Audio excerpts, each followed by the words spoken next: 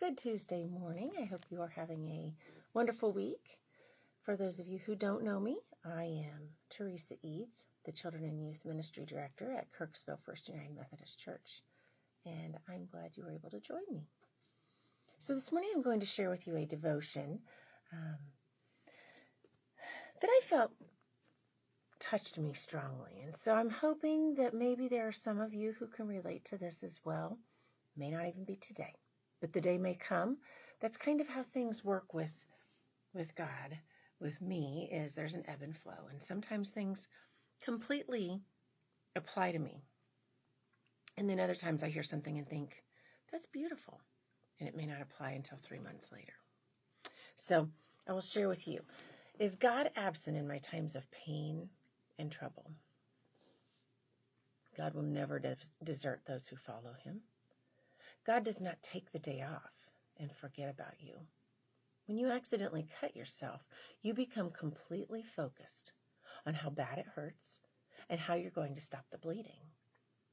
In the same way, when we have problems in our life, we become so focused on those troubles and getting rid of them or knowing how to handle them that we forget about God. We forget to turn to God. We forget that God has promised to help us in our difficulties, to never leave us, to abandon you. God would have to cease loving you. And that will never happen. God is love. So I'm going to share with you a few verses. Genesis 37:28 and 39:3. When the traders came by, his brothers pulled Joseph out of the pit and sold him for 20 pieces of silver. The Lord was with Joseph, giving him success in everything he did. And I'm certain when Joseph was sold, Joseph did not feel like the Lord was with him. But through the course of time, God revealed his presence. Another one, 1 Peter chapter 5, verse 10. After you have suffered a little while, he will restore, support, and strengthen you. God will place you on a firm foundation. It is my belief that God does not want you to suffer, isn't purposely saying, I'm going to allow you to suffer for a while, then give you that strong foundation.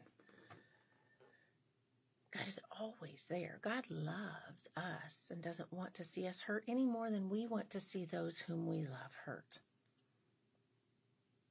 This is just stating that as we are going through those things, God will provide.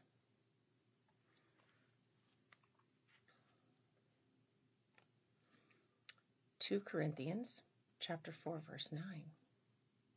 We are hunted down, but God never abandons us. We get knocked down, but we get up again, and we keep going. And we do keep going. We keep going with the strength that is provided to us by God, but also through so many others. You may not see God walking through your front door, but your neighbor might, and it might be just the shoulder you need. You may not see God providing a meal or a hug or a loving word, but it is God. It is God shining through his faithful people. It is God giving guidance to those who love you. And it is God who has never, ever stopped loving his children. God is love. And God will not neglect you. But I thought that was a beautiful illustration that when we cut our finger, we get so focused on stopping the bleeding or how badly it hurts that we may forget all else that's going on around us. That was a beautiful illustration of how sometimes we get so caught up in something that may be going on in our life. We're trying to solve the problem, work through the problem, manage the problem, put that Band-Aid on. And we forget to just rely on God. Ask God. Allow God to apply that Band-Aid.